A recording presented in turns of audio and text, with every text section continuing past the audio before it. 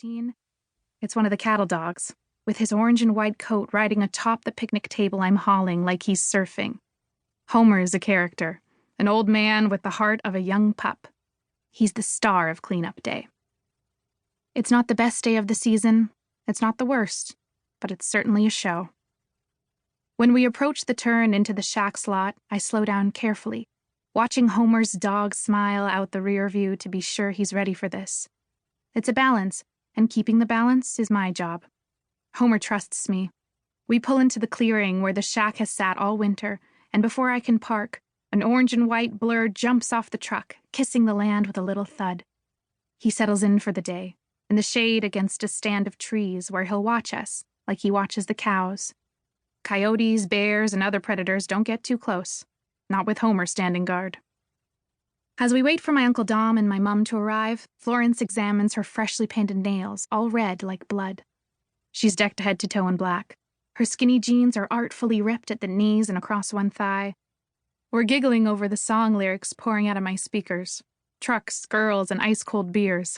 Like that's all there is to life. When Dom raps on the side of the truck and says, "Let's get started." Loading the picnic tables and the paint and all these supplies wasn't part of the job, I ask, climbing down.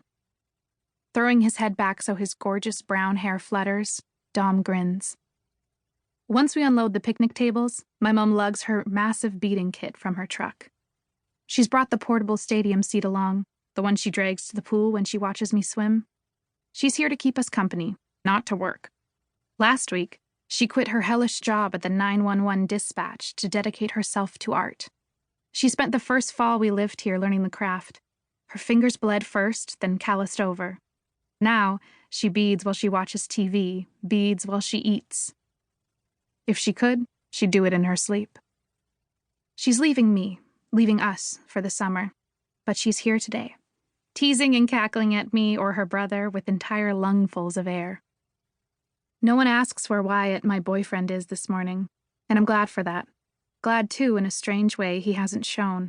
As we paint boards with a new layer of whitewash, Florence squeals with delight when drips stain her jeans.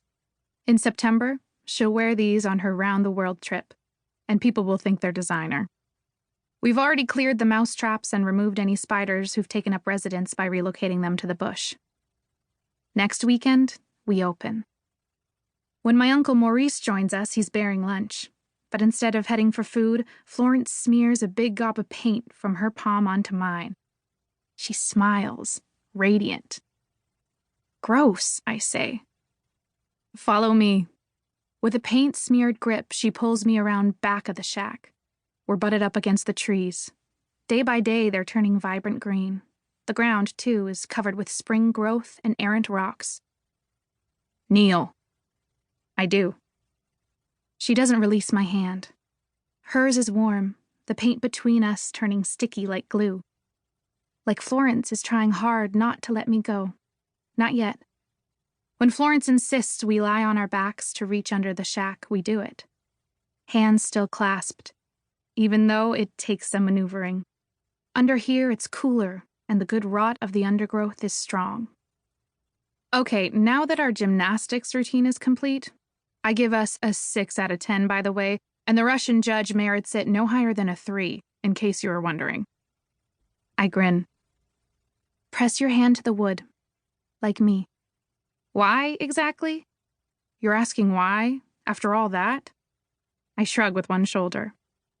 To mark our place, of course, Louis. The rough underside of the shack sucks up paint, Florence's print next to mine. A drip stains my cheek like a tear. "There," she says, quiet and not like Florence at all.